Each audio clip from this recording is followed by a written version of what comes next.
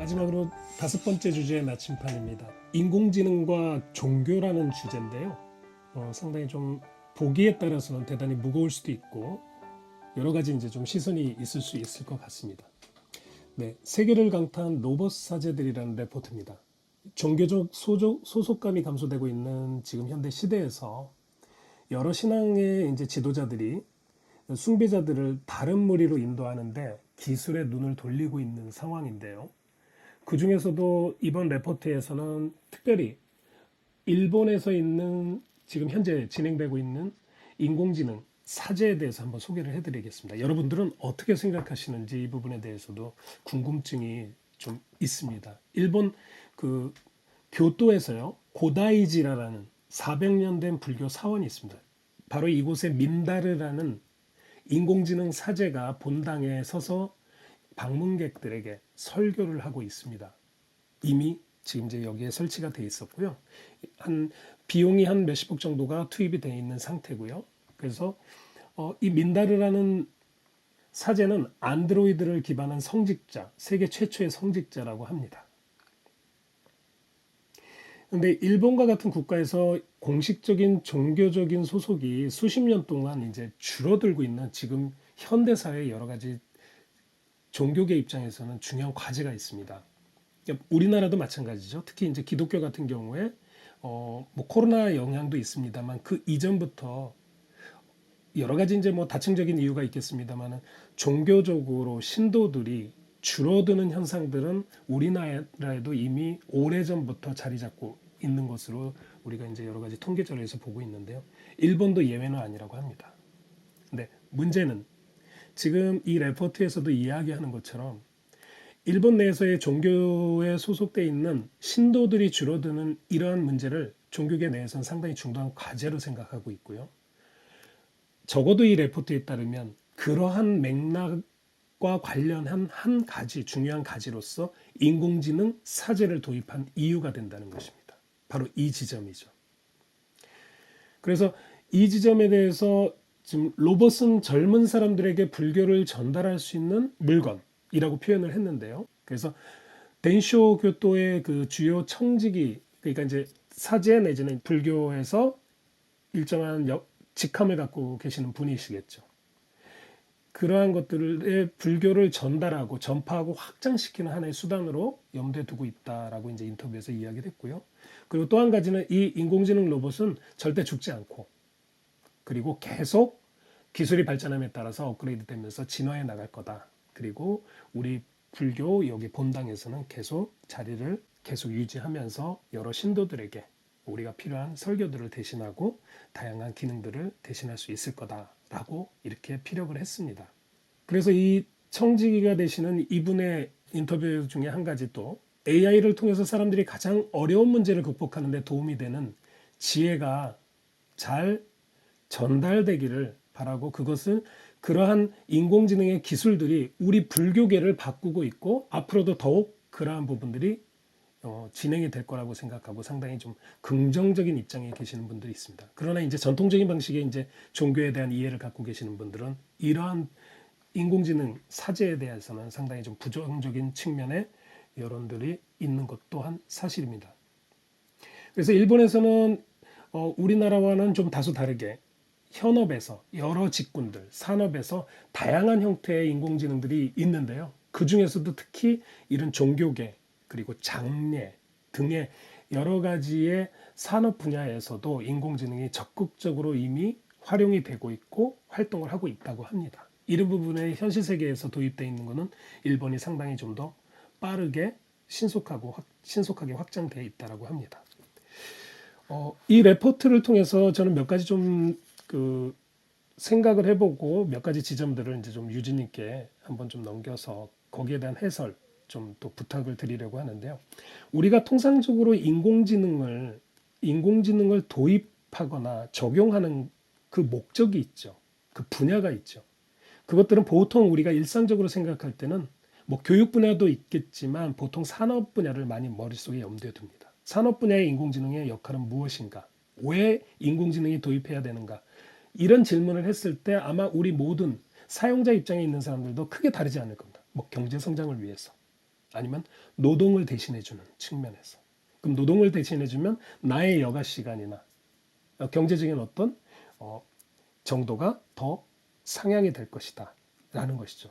또 법적인 측면에서 앞서도 이야기 드렸습니다만 법원에서도 인공지능에 관련된 부분적이지만 도입이 돼서 사용이 되고 있는데요.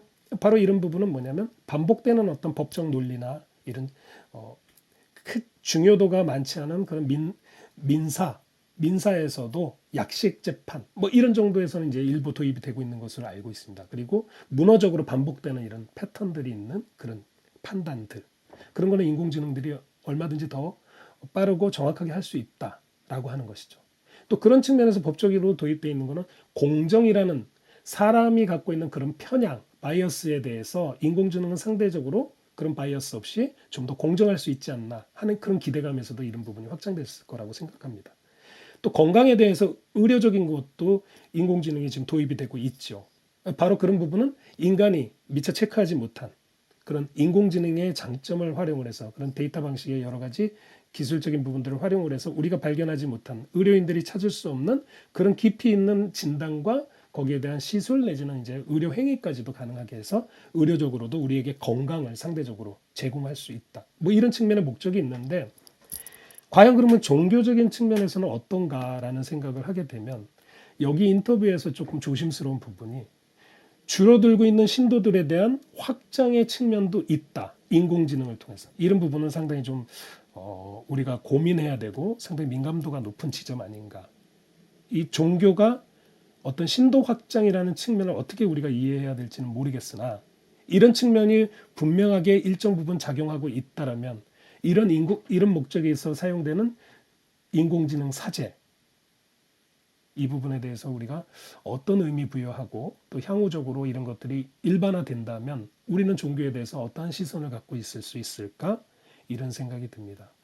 그렇기 때문에 이제 유진님께 제가 한 가지 해설과 함께 좀 여쭤보고 싶은 부분은 이런 인공지능이 도입되는 산업 교육 등에 대해서는 우리가 동의하든 동의하지 않든 일반적으로 생각하고 있는 어떤 기대 가치 이런 것들이 있는데요. 종교에서의 인공지능의 기대 가치는 과연 무엇이 있을까?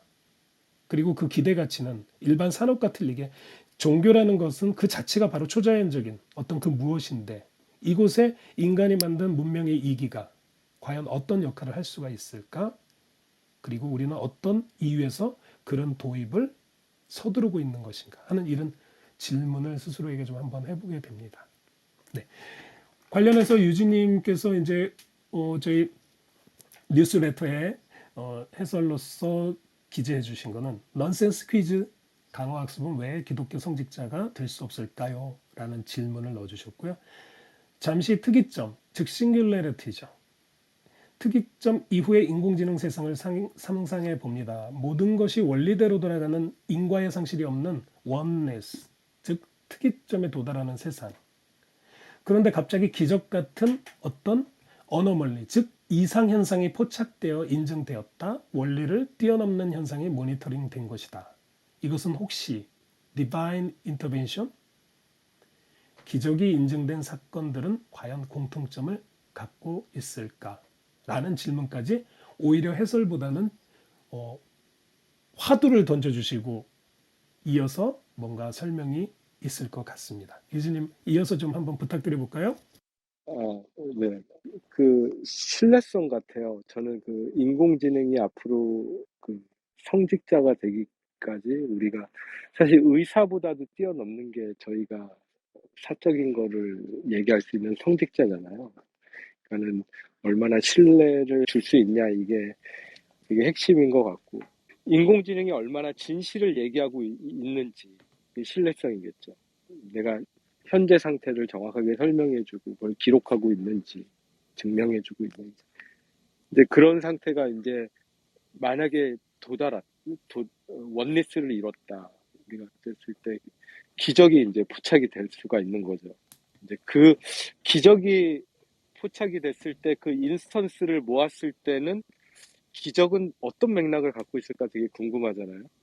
그럼 그거는 네. 또 사람이 그거를 모아서 이제 보면 되니까 기적이 어떤 형태로 패턴으로 좀 그냥 다양하게 보면 더 신에 대해서 또 가까이 알 수 있고 이런 거를 또 인공지능이 해준다면은 또 성직자로서 아주 더할 음. 나위 없지 않나 이렇게 생각합니다. 그 이런 인공지능 같은 경우가 왜 종교에서 이야기가 됐는지 그 부분에 대해서는 좀 개인적인 의구심이 갖게 되더라고요. 이 레포트 토픽을 보면서요. 유진님께서는 어떻게 좀 이해가 되셨을까요? 믿을 사람 없으니까 목사도 못 믿겠고 누구도 못 믿겠고 그러니까는 좀 진리를 말하지 않을까. 음, 이래서 좀 기대를 하지 않나요? 우리가 그럴까요? GPT-3에서 기대하는 것처럼 좀 대답이 그러니까 이런 거 저는 막 생각해 보거든요. 인공지능이 언어를 이해하면은 우리가 경서들을 막 집어넣으면은 뭐라고 설명을 해줄까 그거 궁금하지 않으세요? 저만 그런가요? 궁금합니다. 궁금합니다. 예, 예, 예. 그런 거죠. 예. 그런 그런 성직자. 근데 그런 경전은 어떤 예. 그러니까 이제 종교적인 부분을 배제하고 경전을 바라본다면 이거는 어떤 논리적인 과학의 어떤 서적이나 그런 맥락을 이렇게 이야기하기는 좀 곤란한 부분이잖아요. 종교의 어떤 경전 같은 경우는 그건, 어떤 저, 초자연적인 것들을 이야기하고 있고 사람들이 믿음이라는 것으로 그러니까 원리나 논리가 아니라 믿음이라는 것으로 인정하는 것이 바로 종교라고 가정을 한다면 인공지능이 이런 부분에 대해서 좀 더 올바른이라고 하면 좀 모르겠 뭐 하지만 아무튼 그런 해석들 그런 설법들이 가능할지 그건 좀 상당히 좀 저로서는 의문이 갑니다. 예. 잘 모르겠습니다. 신뢰 부분이, 예. 좀 어려운 주제였습니다. 네네네. 저는 여기까지만 하겠습니다. 이거 너무 어려운 주제라서. 네.